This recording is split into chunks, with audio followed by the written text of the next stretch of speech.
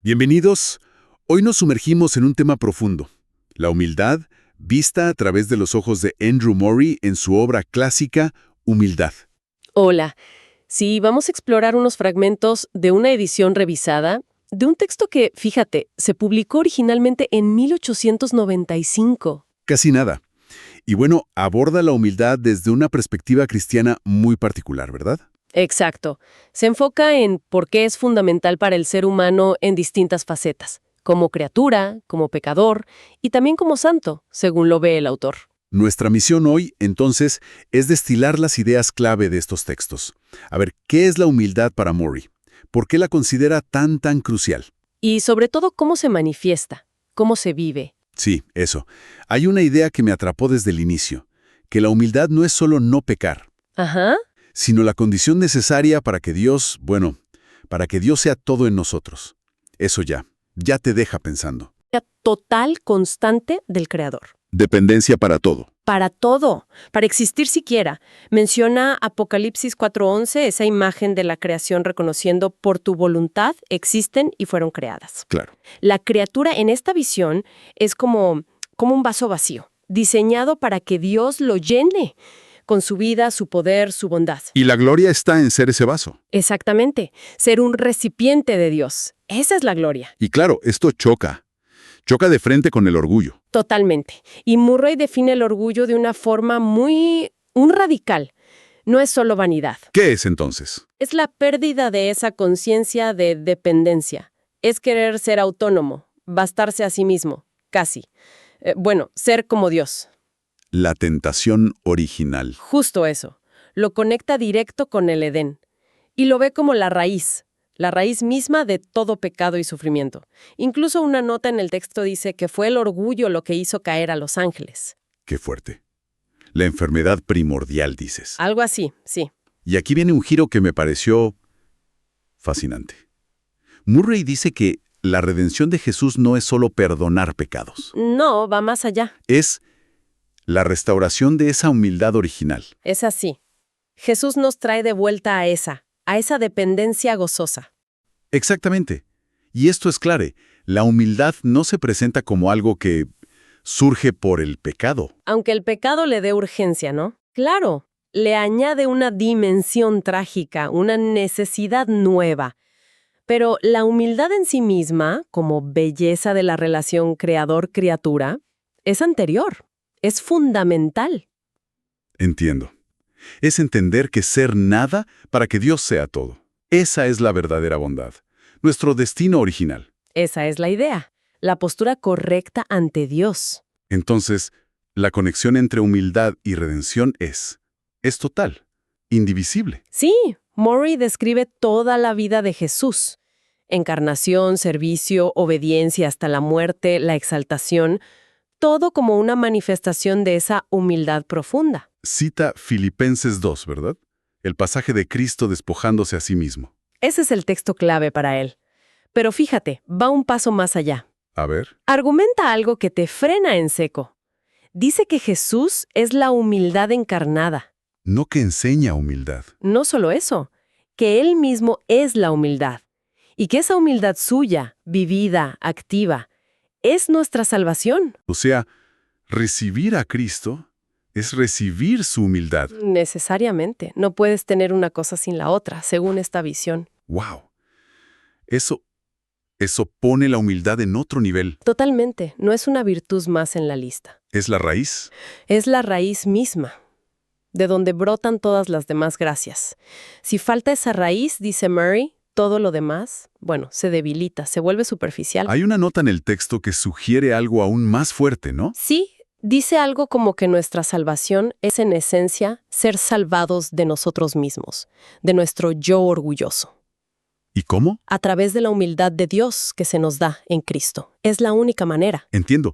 Entonces la implicación práctica es, que no podemos quedarnos esperando que la humildad aparezca. Exacto, hay que buscarla. Admirarla en Jesús como lo principal. Desearla. No es un extra. Es el cimiento. Eso es. Y para ver cómo era esa humildad en Jesús, Murray se enfoca mucho en el Evangelio de Juan. ¿Por qué Juan? porque dice que ahí se revela la humildad interna de Jesús, a través de lo que dice constantemente sobre su dependencia del Padre.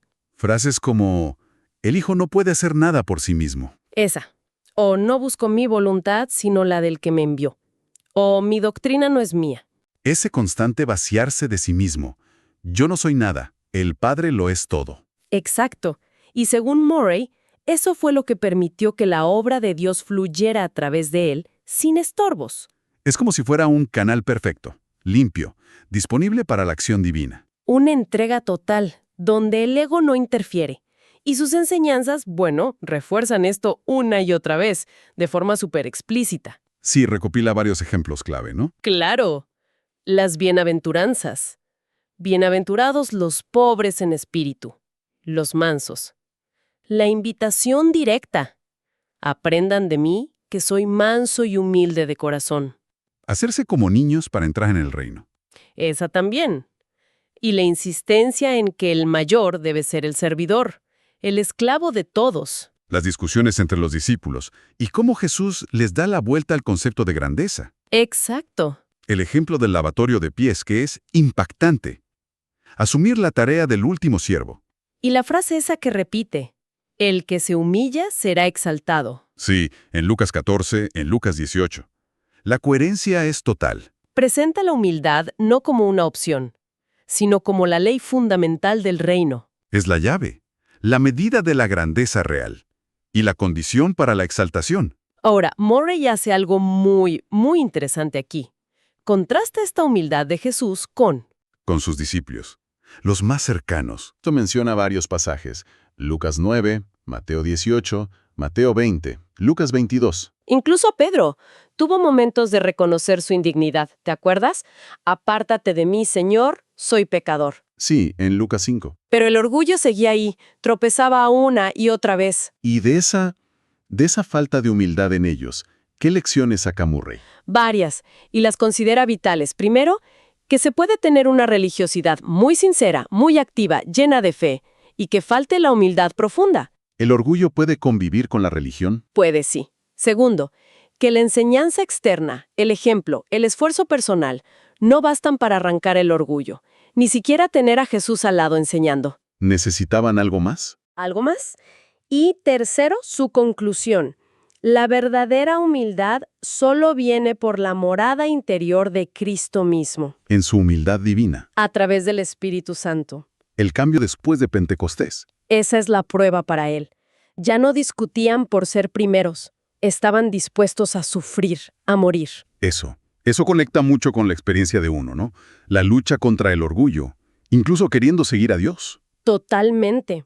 Sugiere que no basta con intentar ser humilde. Se necesita una transformación interior, una obra de gracia. No es solo imitación, es impartición. Exacto. Y Murray lleva esto a lo práctico, al día a día. Insiste en que la prueba real no está solo en la oración, ¿Dónde está entonces? en cómo interactuamos con los demás. Cita la lógica de 1 Juan. Si no amas al hermano que ves, ¿cómo vas a amar a Dios que no ves? Y lo aplica a la humildad. Lo mismo. Si no eres humilde con la gente que te rodea, tu humildad ante Dios puede ser una ilusión. Y dice que las cartas de Pablo están llenas de esto. Exhortaciones concretas. Muy concretas. Romanos 12, prefiriéndoos los unos a los otros.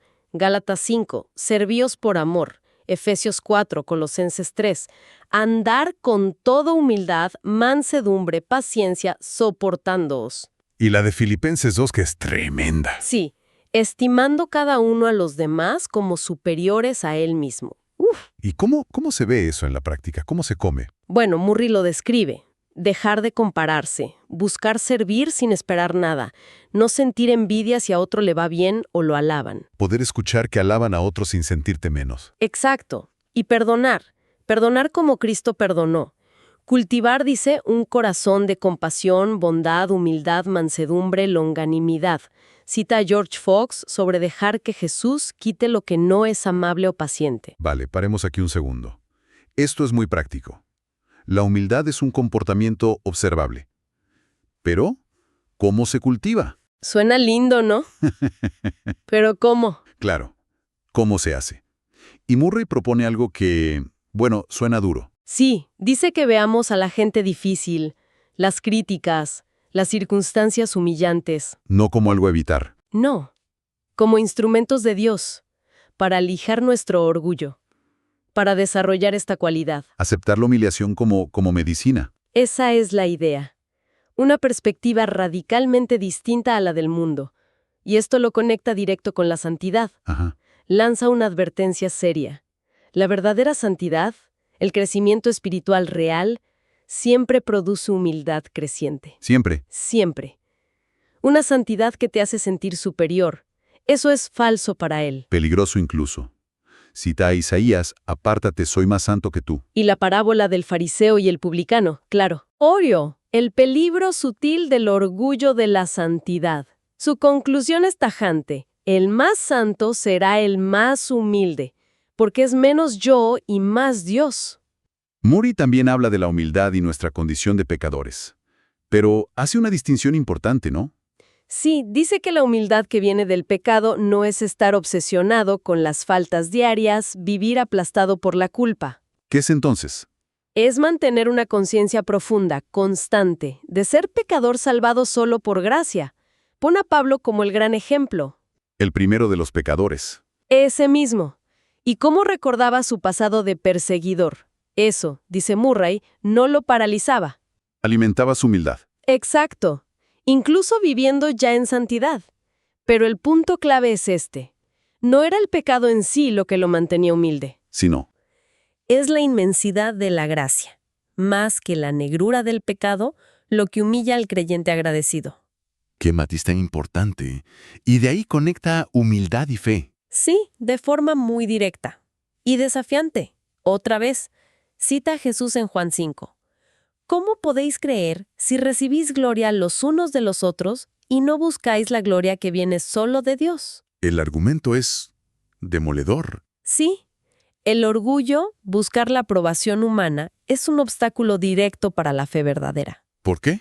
Porque la fe, en esencia, es confesar nuestra impotencia, nuestra necesidad, nuestra dependencia total. Y eso requiere humildad. Entonces, ¿la humildad no es solo consecuencia de la fe? Sino que prepara el terreno para que la fe pueda nacer y crecer. Usa los ejemplos del centurión, Que se sentía indigno. comparada con un perrillo con tal de recibir ayuda. Su humildad abrió la puerta a la fe y a la respuesta de Jesús. O sea que, ¿a dónde apuntamos nuestra búsqueda de gloria, si a los hombres o a Dios?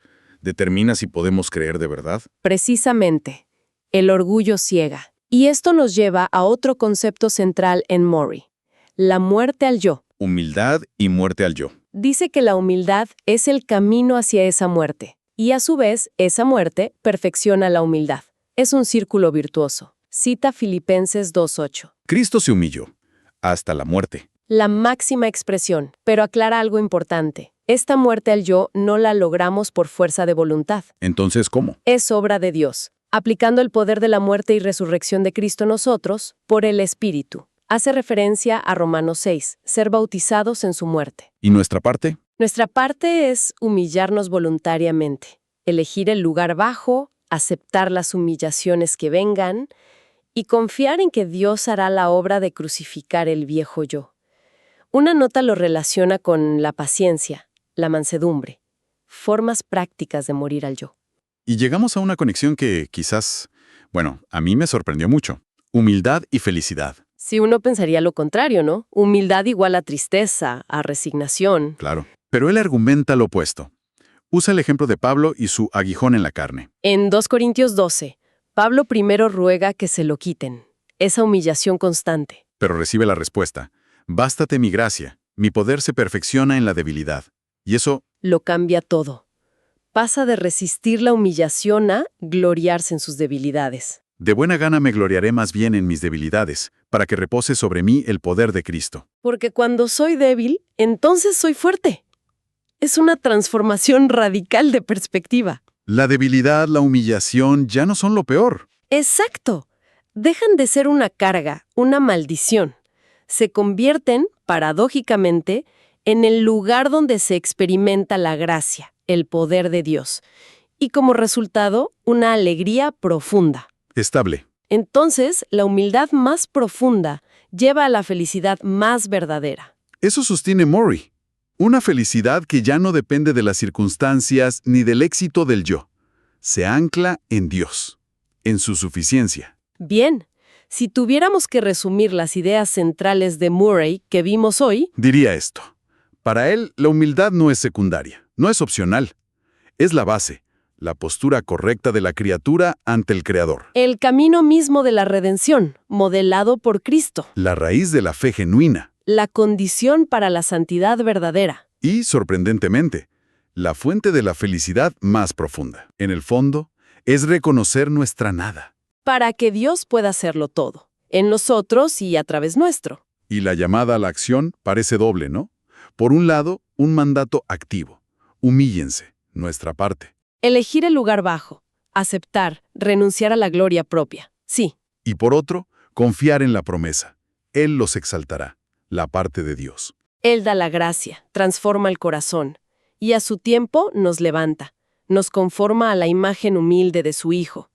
Es una danza entre nuestra entrega y su obra. Como reflexión final, mencionabas algo de una nota. Sí, algo inspirado en eso.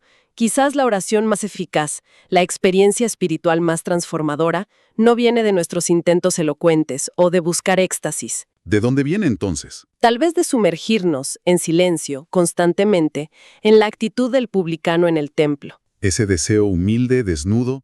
Dios, ten piedad de mí, pecador. Ese clamor básico, reconociendo la propia nada, la necesidad total. Solo Dios. ¿Qué pasaría si esa postura dejara de ser un acto aislado y se convirtiera, en el hábito del corazón, en la respiración constante, en medio de todo? Ahí queda la pregunta. Da mucho que pensar,